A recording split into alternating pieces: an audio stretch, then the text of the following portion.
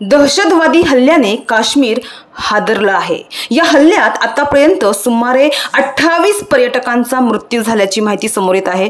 जम्मू आणि काश्मीरच्या पहलगाम येथील बैसरन पर्वतावर फिरायला गेलेल्या पर्यटकांच्या गटावर दहशतवाद्यांकडून बेछूट गोळीबार करण्यात आला। या घटनेत आतापर्यंत 28 पर्यटकांचा मृत्यू झाल्याची माहिती समोर आली आहे। मात्र या दरम्यान एक हृदय पिळवटून टाकणारा फोटो समोर आलाय।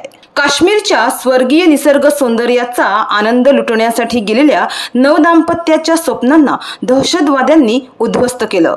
एका क्षणात त्यांच्या नव्या जीवनातील पहिला प्रवासच अखेरचा ठरला। बैसरन हे झेलम नदीच्या खोऱ्यातील सुंदर पर्यटन स्थळ आहे, त्यामुळे या हंगामात येथे पर्यटकांची मोठी गर्दी असते।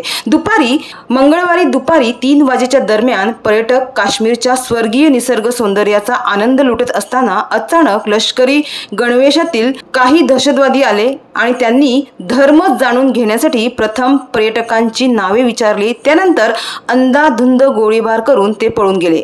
काही क्षणापूर्वी जिथे पर्यटन बहरले होते तिथे फक्त आणि फक्त आकांत आणि आक्रोश सुरू होता। या हल्ल्यात हरियाणातील काही दिवसांपूर्वीच लग्न झालेल्या आणि पत्नीसोबत हनीमूनसाठी गेलेल्या एका भारतीय नौदल अधिकाऱ्याचा मृत्यू झाला। हरियाणातील कर्नाल येथील भारतीय नौदलाचे अधिकारी लेफ्टनंट विनय नरवाल, वय वर्ष 26, अतिशय कमी वय आहे, यांची त्यांच्या पत्नीसोबत पहलगामला पहिली ट्रिप एन्जॉय करत असताना दहशतवाद्यांनी गोळ्या घालून त्यांची हत्या केली। आम्ही भेळपुरी खात होतो, त्याने माझ्या पतीवर गोळी झाडली। बंदूकधारी म्हणाला, हा मुस्लिम नाही आणि त्याने गोळी घातली, असे विनय यांच्या पत्नीने थरथरत्या आवाजात सांगितले। भेलपुरी खाने से मेरा पति साइड में था, एक इंसान आया, उसने उसको गोली मार दी। यहाँ पे उसने बोला कि शायद मुस्लिम नहीं है, उसने उसको गोली मार दी। नहीं, आप टेंशन मत लो, अब बेटा आप यहाँ पे रहो, हम साथ में।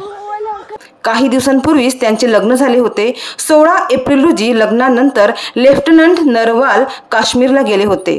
तिथेच 19 एप्रिल रोजी रिसेप्शन आयोजित करण्यात आले होते। कोची येथे तैनात असलेले विनय 2 वर्षांपूर्वीच नौदलात भरती झाले होते आणि वरिष्ठांमध्ये ते एक समर्पित आणि आशादायक अधिकारी म्हणून ओळखले जात होते, असे संरक्षण अधिकाऱ्यांनी सांगितले। दहशतवादी हल्ल्यासंदर्भात प्रत्यक्षदर्शींचे फोटो आणि व्हिडिओ समोर येत आहेत। दरम्यान विनय आणि हिमांशी या नवदाम्पत्याचा हृदय पिळवटून टाकणारा फोटो समोर आला आहे। तिचा नवरा गोळीबारात ठार झालाय। त्याच्या मृतदेहाजवळ ती स्तब्ध बसून आहे। तिचा हा मूक आक्रोश हृदय पिळवटून टाकणारा ठरला आहे। माहितीनुसार विनय आणि हिमांशीचे 16 एप्रिल रोजी मसुरी येथे लग्न झाले। 19 एप्रिल रोजी कर्नाल येथे त्यांचं रिसेप्शन साजरा करण्यात आला आणि त्यानंतर 21 एप्रिल रोजी ते जम्मू काश्मीरसाठी रवाना झाले आणि 22 एप्रिल रोजी आतंकवाद्यांच्या हल्ल्यात विनय यांचा अंत झाला। पहलगाममध्ये झालेल्या कालच्या दहशतवादी हल्ल्यानंतर देशातूनच नव्हे तर जगभरातून हळहळ व्यक्त केली जात आहे। दहशतवाद्यांनी 22 एप्रिल रोजी मंगळवारी जम्मू काश्मीर येथे पहलगाममध्ये पर्यटकांवर गोळीबार करून हल्ला केला।